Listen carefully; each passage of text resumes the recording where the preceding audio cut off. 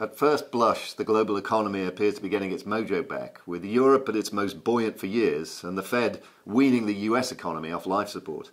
But a closer look suggests that this rosy picture is not reflected in the living standards of our long-suffering citizens, and the bout of voter rebellion that's shaken the most recent political cycle may be far from over.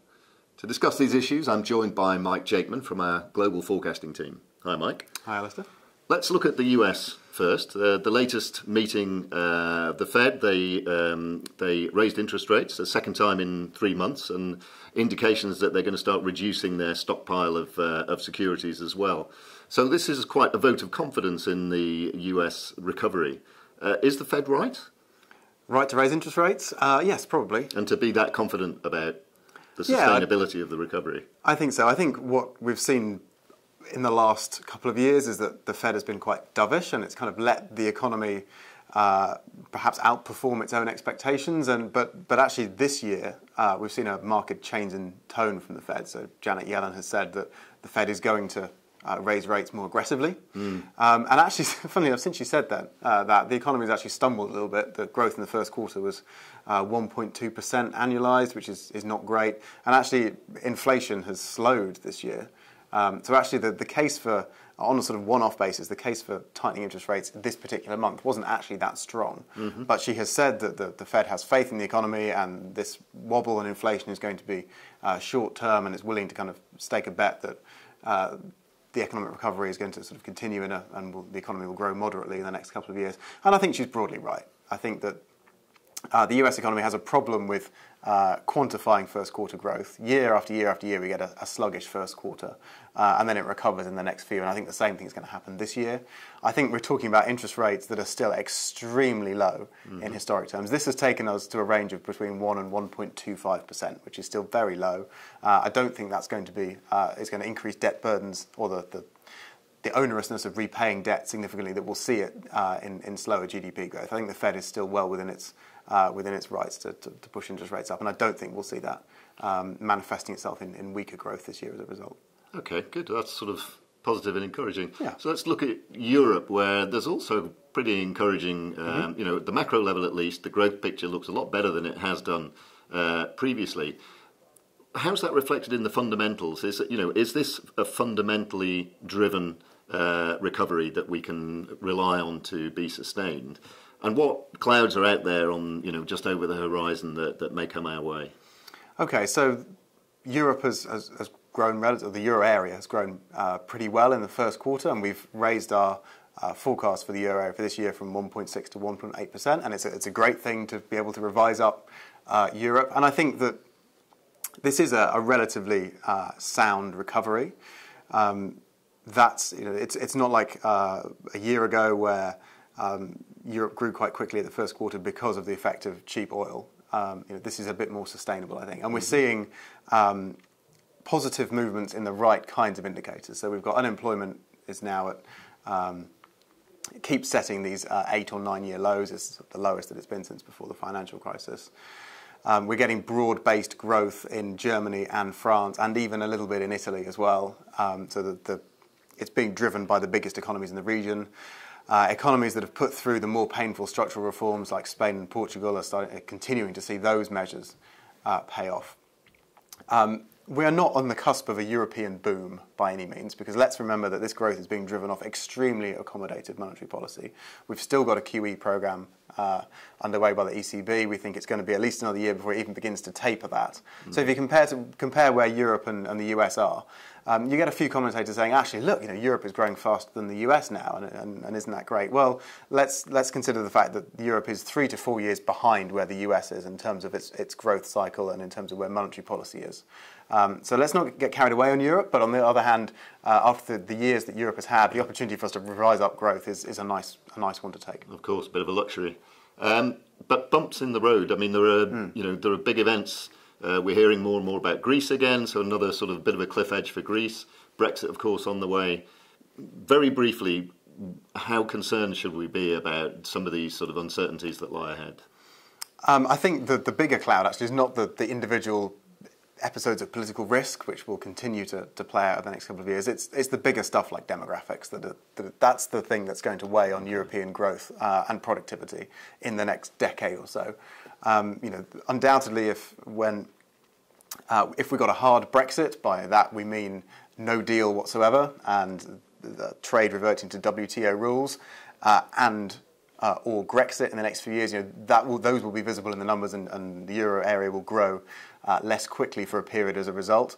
The stuff that's going to prevent a European boom is the things like low productivity and demographic change and shrinking workforces. Those are things that are going to be much harder to solve. They're also a bit further, into the future, but I think those are the major structural impediments we're going to encounter. The future does have this uncomfortable habit of arriving often before you expect, so we'll keep an eye out for that one.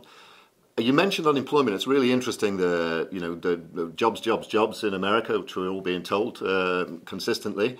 You've mentioned unemployment rates in Europe coming down significantly, and yet we seem to be seeing sort of stagnation at best in salaries and wages, and that these positive signs at the macro level don't seem to be translating into living standards. What's the disconnect? What's going on? Yeah, this is a real puzzle that we're still in the process of trying to figure out. So every month, I feel like I write the same sort of story about the US labour market, where unemployment reaches a new low and the level of job creation is good. But actually, in the past 18 months or so, we keep expecting wage growth to start to accelerate. But actually, the last 2 years, it's averaged 2.5% pretty much the entire time, despite the fact that unemployment is now at the lowest it's been since 2001. Orthodox economic theory would suggest that when you hit at the level of or get close to the level of full employment, which before the financial crisis was about 5%, so we're well below that in the US, we would start to see wage growth pick up. But it just hasn't happened yet. So, there are various different theories that we're sort of still entertaining, one of which is that companies aren't especially profitable at the moment, and therefore their own ability to increase salaries is diminished. Another reason is that perhaps the structural level of unemployment, because of changes like the growth of the gig economy, is actually much lower than it was prior to the financial crisis. Perhaps it's even below 4%, and that we just need to keep creating jobs and keep pushing that rate down before we start to see wage growth accelerate. That's what the Fed thinks. They think that if job creation carries on at the current rate, eventually we will start to get wage growth, and it's just a bit lower than we all thought. It might also be worker productivity, which is that's a word I've already used several times in this discussion. It might be that workers themselves aren't generating enough new work to justify higher wages. This is something we're going to increasingly look at, I think, in the next few months, because, as you said, we're seeing cyclical lows in unemployment in the US, Canada, Europe, Australia, Japan, but we're not seeing really impressive wage growth anywhere. So some of these economies definitely still have slack there. Others, like the US and Japan, are further through the cycle, but still aren't seeing the growth. So this could be a major economic issue to kind of emerge over the next year or so, and one that we'll keep a close eye on.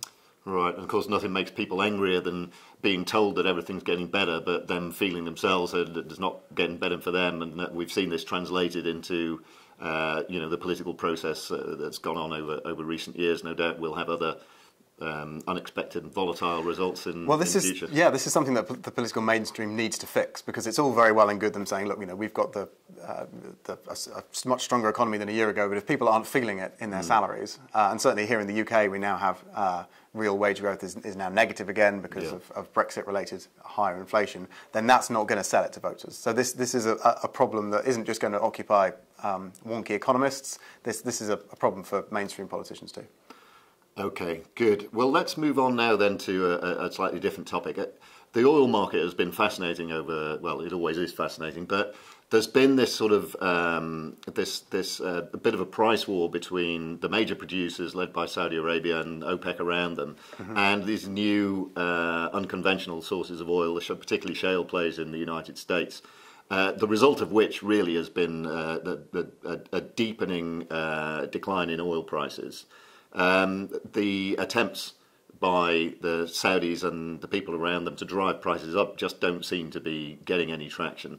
What's our view now as we look out over the next months, the next couple of years? Where do we see oil prices going? So we've made a significant shift in the oil price forecast. Not a particularly big numeric one, but a big one in terms of the narrative, where we now think oil prices are actually going to be lower on an annual average basis in 2018, so next year, than they are this year. Wow. How much lower? Only a couple of dollars. I mean, essentially, you look at it and it's a flat profile. Yeah. But for a long, long time, we've expected that oil will pick up from the low that it reached in early 2016, which was $30-odd a barrel, which it has done, and that it would sort of continue to rise and get us back to more familiar territory in the kind of 70s or 80s. That's gone. Right. We don't think that's going to happen now, even in the next 5 years. It's, the best we might see is an oil price that begins with a 6. And only then that could be, 2021 perhaps. Yeah. We're going to have stagnant oil prices. That is the best that OPEC is going to be able to achieve. For a bit of context, so OPEC has pursued two different strategies since the oil price fell off a cliff in mid-2014. First of all, it tried to pump like fury to force US shale producers out of the market, accept that prices were going to be very low, but know that they might lose the battle but win the war. Yeah. That didn't work. And the fiscal pain was just too great.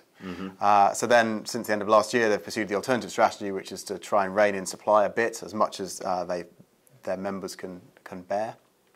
And they've definitely had the goodwill of those partners, and also some non-OPEC producers like Russia have joined in, and the compliance to the deal has been surprisingly good. But the effect on oil prices just hasn't been there. Prices rose a bit from sort of mid-40s to mid-50s when the deal was announced, but all of that gain has now disappeared in the past few months.